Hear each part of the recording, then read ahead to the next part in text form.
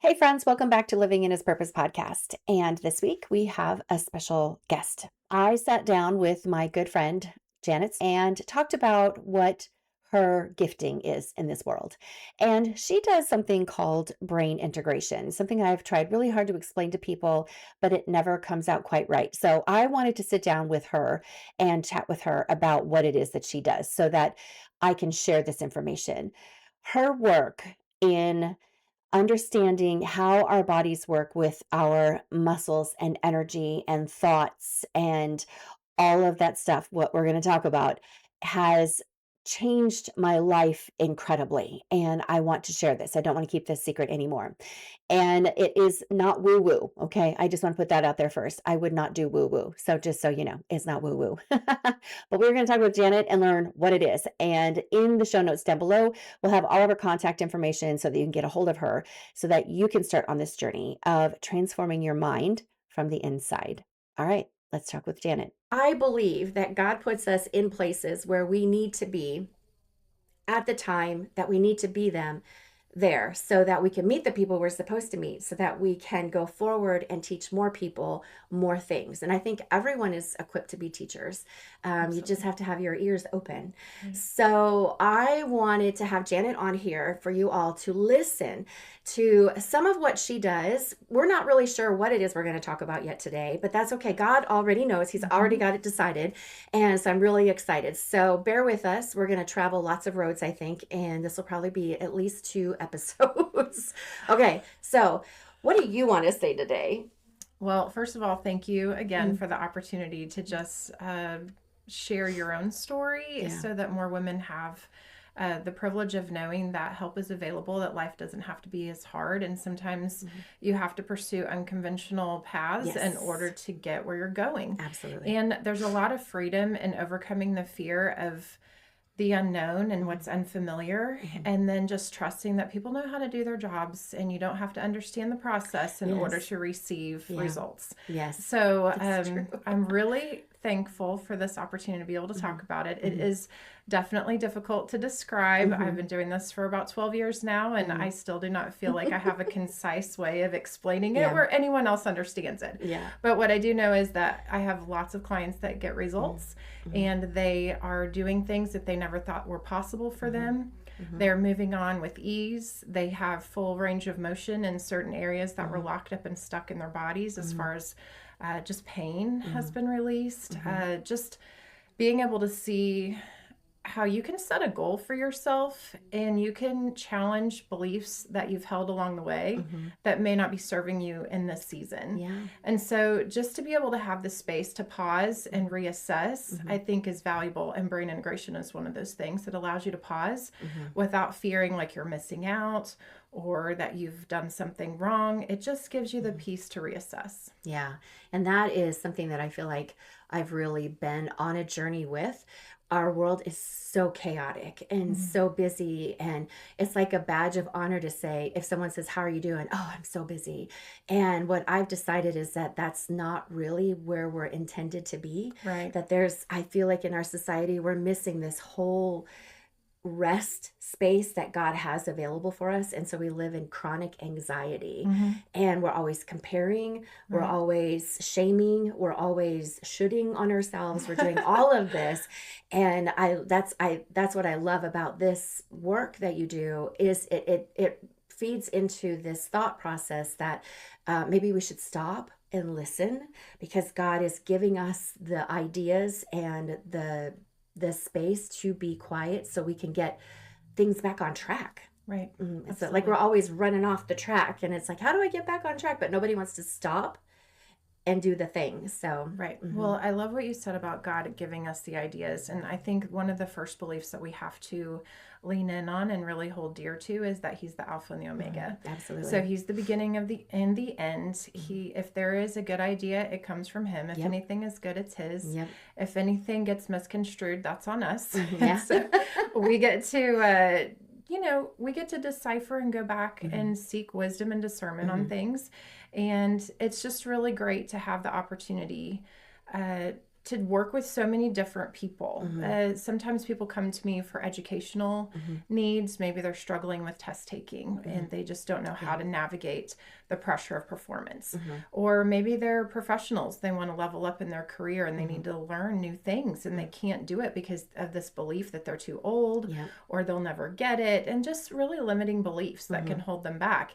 And it's so incredibly satisfying to be able to see people release those things and accomplish things that they didn't know that they could. Yeah. And to be on that end where you're like, oh, wow, I didn't realize that thought that I can't do it was trapping me and not being able to do it. And what was fascinating about your case is that you came in with limited range of motion in your neck. And so every area of your body has this mindset attached to it. So whenever you have a free flowing neck, you can look in all directions. You can see all the opportunities before you.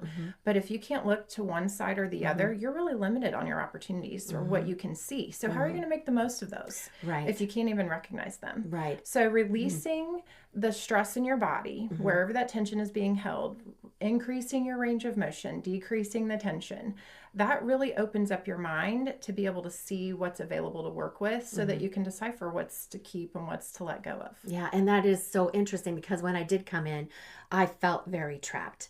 And I never put together, well, my neck doesn't turn both ways well, and that is part of that I feel trapped. So I think that's what I love most about not most. There's a lot of things that I love about what you do.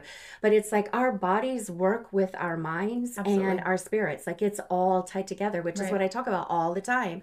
And it's like, look, it's a real thing. Like what you've studied, what you've learned, what you practice is what I talk about. And I think it works. It's a thing. So I don't know that I've ever heard you say that before about that range of motion, but I remember the feelings that I had when I came in. I felt very trapped. And I did not realize that it was like literally my head couldn't go all the way around where it could. And what was amazing is that you didn't come to me because you felt trapped. You just knew, you just knew that there was something off and you were not at all sure what it was. Not at and all. So I could tell just from looking at your posture as to how you were carrying your stress. And because of this training being so interconnected, it was easy to ask you the right questions to figure out how to decipher what's actually going on. So what I love about it most is that you can maintain your privacy. The fear of exposure does not have to be part of it. Sometimes things don't need to be acknowledged in order to be released. Sometimes they just need a place to go. Yeah, that's very interesting. And then I wonder, where do they go? That's what I just kind of imagine it like things flow in and out of us all the time. This is true. Yes. Like whenever you are a performer, I remember I'm a drummer, so I remember starting at a very young age. And I practiced for many years, and I was such a perfectionist, incredibly critical of myself on how to, outshine all the other guys that I was competing against. And I felt like I had to really level up and take extra time to practice on things because I just felt like the competition was fierce and I wanted to overanalyze everything. And so I would hold myself back from entering competitions until I was approving of my own performance. And so that really held me back for a while. And then finally, I had a teacher just give me some wisdom and like, you're not going to know how you're performing until you're doing it. Like we'll know when you're finished. Get out there. And so working and trying to perfect the craft was, it almost held me back a little bit because I didn't want to go out there and do it. I loved performing for myself. I loved just the feeling, it was just something enjoyable. But then whenever I became really good at it, it was a completely different shift. It wasn't something that I had to really try at. I could just really enjoy it. And I thought I was doing great. I was highly competitive. I knew the diligence required in order to compete at a high level, and then to be able to have an injury and suffer from that and my life be redirected. I thought, what is the point of this? Like I knew the Lord had given me this gift and this talent. Like, why would he take it away? And so anyway, so I navigated, like, how do you believe the Lord is in your life when there's so many things falling apart? And in the midst of all of that, he showed me like, hey, I want you to play for me now. Instead of me playing for myself, performing for other people, for entertainment, or just doing it to get money for college. Yeah. Like it was just like, no, I'm taking this from you now. You're going to work on some other things. Mm-hmm. And years later, thankfully, he was able to give me a band where I moved here to Missouri, and we were able to lead praise and worship. Uh-huh. And what I loved about that is the privilege to be able to see people praise the Lord. Yeah. And having that bird's eye view Mm-hmm. of seeing the Spirit just wash over their faces and bring peace to their hearts and minds. Mm-hmm. It was a privilege. Mm-hmm. And then along the way, kids, life, all the things, working, I mean, it kind of took away from it. And I was just unsure about what I needed to be doing. Well, along the way, I found brain integration. And as I went through the process myself, it was just easier to perform. I didn't have to think about it. Yeah. I didn't have to practice 1,000 times. Yeah. I just showed up to worship to enjoy worship. Mm-hmm. And so, there is this, it's not like it's going to impact you and like change your beliefs about what you believe. No, not But at all. it does open up your spirit and your purpose to be able to shine. And that's my absolute favorite thing to do, is to see people shine in what they're meant to do. Yeah. And it is releasing the limitations that you put on yourself, that I honestly believe God never intended for us to put onto ourselves. And it comes from many different things that happen in our lives that create that shame and that guilt cycle that just goes on and finds different ways to attack you and hold you back. And when you go through the process of the brain integration, and we do a lot of talking. I don't know if you talk to everyone like we talk about all sorts of stuff. I say you're unique in that. I talk a lot. You're in the perfect field. Perfect field. But it's that processing that goes with it. But even if I know, like, I have a friend, her husband comes or has come in the past, and he's like, I just fall asleep. And I'm like, how do you know what's going on? If he goes, I don't know, I just wake up and feel better. And I'm like, okay.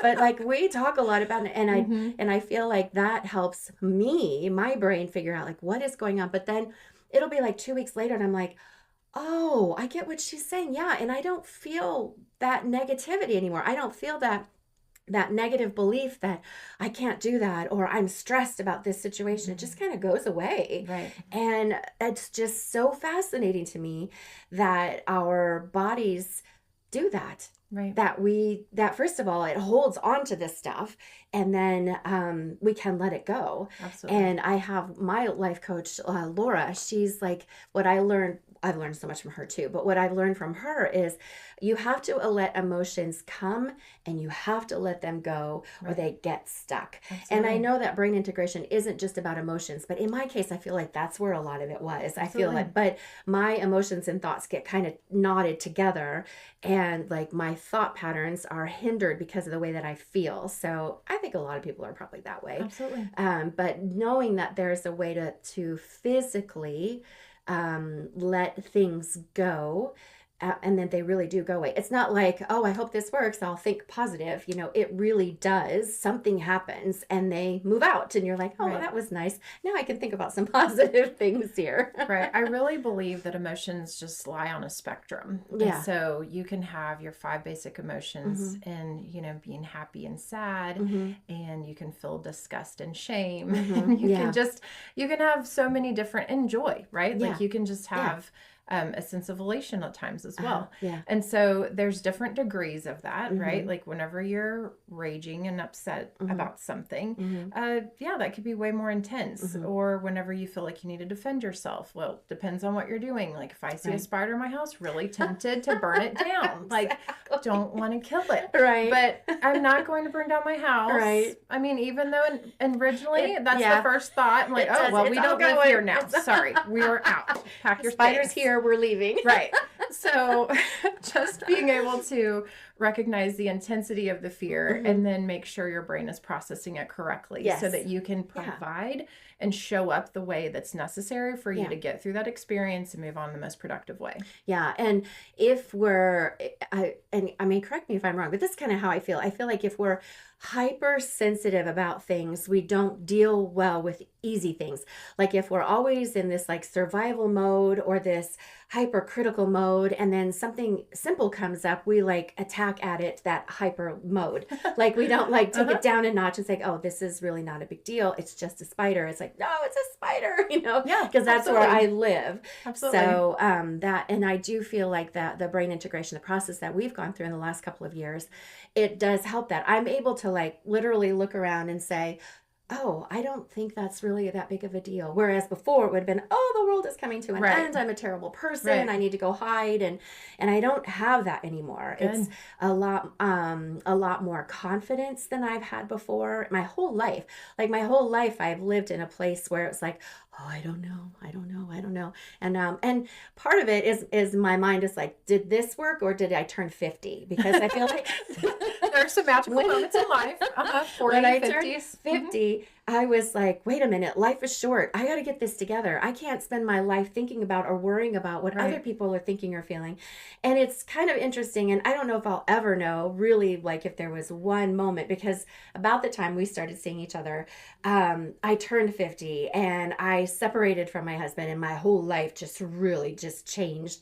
And so it's like I've moved out of this place that I spent so many years just feeling pushed down to now I'm like, hey, let's go. Let's have a podcast. Let's talk to people, and let's do all the things. And so much more joy and release of things that I'd been holding on for decades. Absolutely. And I know that there are so many different ways to get there, but I really feel like this brain integration is the way to do it. But like I said, when I talk to people, I'm like, well, it's kind of like in your muscles, and you kind of do this and she does this, and I'm like, I don't know what she does. It just works. So and I hate to do that because I feel like that's such an injustice into what you do, because I know you learned this. This was not just like, oh, let's just come up with this. There's a lot of knowledge that you've acquired. So I know you talked about one time the other day, you were talking about maybe giving an example. So like the last time I was here, my feet were falling out like this. Okay. Correct. So I'm laying on your little bed and I'm nice and relaxed and my feet are out. Well, I'm just relaxed. I didn't think anything of it. And then what did you say? So let's just use that as an example of what brain integration is, how that works in our body. So that aspect isn't necessarily brain integration. It's more along the lines of specialized kinesiology. So the direction in which your body is moving gives me an indication as to how I need to start questioning you about where you are emotionally and mentally. Okay. So whenever your feet are lying on the table, like your feet are like the root, they keep you grounded. They help you decide your direction. You know when you're going to advance and you're going to retreat. If your feet are facing forward, you're so much more confident and you're ready for whatever life has thrown at you. Yeah. Whenever you lie down and one foot falls to the side, that can indicate maybe you have a hip that's out of alignment and you have some low back pain or some shoulder pain or something like that. It can also impact you on a mental level where you're just more indecisive. If you have one foot going forward, like you want to be ready, but then you're kind of stuck in indecision with that foot that's falling off to the wayside. Yes. And so it's like, depending on which direction your body is moving, it kind of tells me which direction I need to start questioning you. Typically within Chinese medicine, we know that the female side resides on the left side of the body and the male side resides on the right. So if you are having an issue with the right side of your body, you may be having a difficult conversation with the man in your life, from anyone to the plumber, to your boss, to a spouse or a child. It could just be anybody. It doesn't have to be the end of the world. It could just be like, I haven't worked this out yet. I'm not exactly sure how to advance. I don't know if I want to retreat, but I'm really comfortable with indecision. So then if I don't have to decide, then I don't have to do anything about it. Right. So it's just one of the ways that we can avoid conflict because, what's the point? Like if we're not ready to do it, we're just not going to do it. Exactly. So whenever you can get those feet back into alignment and it's through this process, I just call it like realigning to how you're supposed to pivot. You have these pivot points in your body that help you realign to where your true north basically is. Like which direction should your feet go? If they're going to go to the right, shouldn't they both point to the right? Right. So you can go right. Correct. Or do you need the opportunity to just feel safe in the pause. Maybe you're not ready to deal with the conflict yet. Maybe there's something else that's more pressing. Maybe you don't have the right words to say. Maybe you're having to walk on some eggshells in order to navigate that relationship. There's many things that could go along with it. But as I was asking you in that session, how were you feeling about decisions? And you gave me probably 5 or 6 different things that you were thinking about. You weren't really sure what to do. Your whole mission for that session was for you to do the things you don't want to do. Yeah. You were just absolutely stuck. And you're like, I know what I need to do. I know how to do the things. I just don't want to do it. And I need you to help me with that. And I'm like, well, let's start with your feet. And you're like, what? Why would we start there? Like, should we not discuss this? Right. And so it was amazing to see how quickly clarity began to come. Like, which issue would you like to address out of the 5 or 6 that are here? We need to figure out how to prioritize. But we're not going to advance and retreat on anything if you're not looking and going and being ready to go in the right direction. Yeah. And that was, and you said, you know, when your feet are going different directions, it's indecisiveness. And I'm like, oh my gosh, that's exactly where I'm at right now. I have all of these ideas and things and thoughts, and which way do I go? I don't know. So I lay there with one foot out, and I'm like, oh, look, my body's telling me I don't know which way to go. Well, and it's just so freeing to be able to think about all the options. There's such a dopamine hit that comes. There's so much pleasure that comes with imagining what could be. Absolutely. And whenever people come to my office, they always have a problem. They don't always know which one they want to deal with and which ones are going to get solved. It's always a glorious discovery. But it is so fun to be able to see how whenever you're in alignment within your body, your mind starts to align properly. Your choices start to align. The people that are in your life start to align. And then you're able to advance. Sometimes alone in courage, sometimes in fear, and you're just going to do it anyway. And other times you've aligned with the right people. And that is, and I remember when I left last time, you said something along the line of, let me see if I get it right. I was going to figure, it's not like you're prophesying. It's not like you're a fortune teller saying that this is going to happen. And sometimes I remember what you say and sometimes I don't. But it's usually like when something happens, I'm like, oh, she said that was going to happen. And it was like, oh my gosh, that happened. But it was something along the line of when you see it, you'll know it and you'll say, of course it's going to be that way. And something like that. And I don't know, it's been a few weeks, 3 or 4 weeks, I feel like, since I've been here. And I've been waiting and waiting. And I'm like, what is she talking about? What am I looking at? What am I seeing that? And I'm not deciding that that's the way it's going to be. And then I had a coaching session a couple weeks ago, and I had a huge epiphany about how I'm pivoting in this realm that I'm in of life coaching and speaking and teaching. And I had for months, I've been seeing my coach saying, I got to get my coaching business up and going. And then 2 weeks ago, I realized that's not really what I want to do. What I really want to do is teach and speak. And last weekend I had my retreat. And I'm like, this is what I want to do. And I was like, that, and I think it was just like on Sunday when I was like, wait, I figured out what I wanted to do. And it's very obvious. It's like and I was like, that's what she said. It would be very obvious. So I was like, see, it is. It's just amazing to me how all that works together. And and when I talk about it with people, I don't know if it's just me or just my inability to communicate it well. I'm like, but it's not magic. This isn't magic. This isn't some woo-woo science. This is how God made our bodies. And I think that's what I like about how you approach this. There are brain integration people who are not Christians.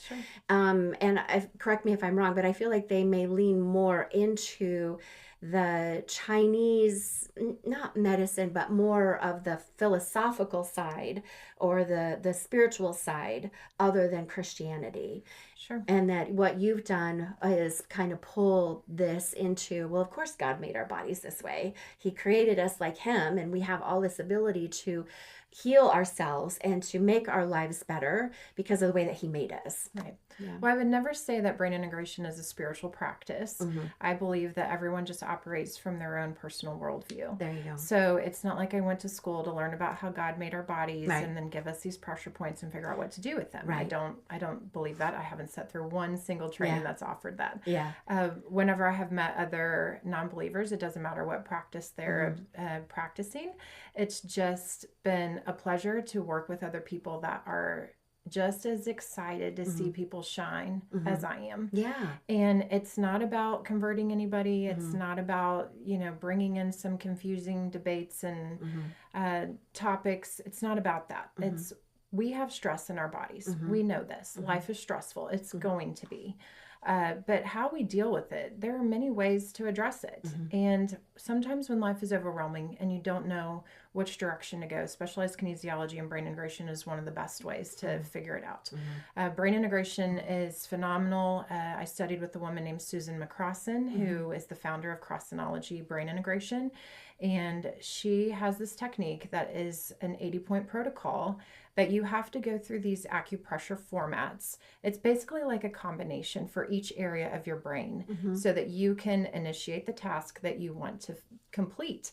And whether you can't complete a task, whether there's things that you like to push off and procrastinate until later, or maybe there are things that you're just so satisfied with completion that you never stop to celebrate your wins. Yes, there's that too. Yeah. So it can go either way, Yeah, right? Like yeah. back to the whole idea of everything being on a spectrum. Yeah. Like sometimes you can eat and not feel full and you need to stop. Sometimes you don't want to eat at all and then you're malnourished and then you wonder why you're emotional. Right. Well, eat something, take a nap. Right. Right. So I would say that it is not a spiritual practice. Right.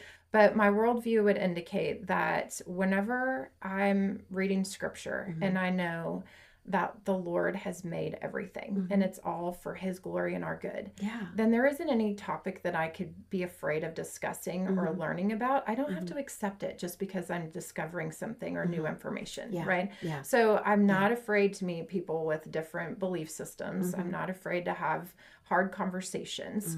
And in fact, I actually love it because I want to know, for one, I'm not always right about things. Yeah. And I feel like it's important to be able to challenge my own belief systems in order to verify what I still believe is true. Yes. And there are times in my life where I've questioned everything, and there have been times that I could have been certain of anything else. And it's just been an absolute journey for me.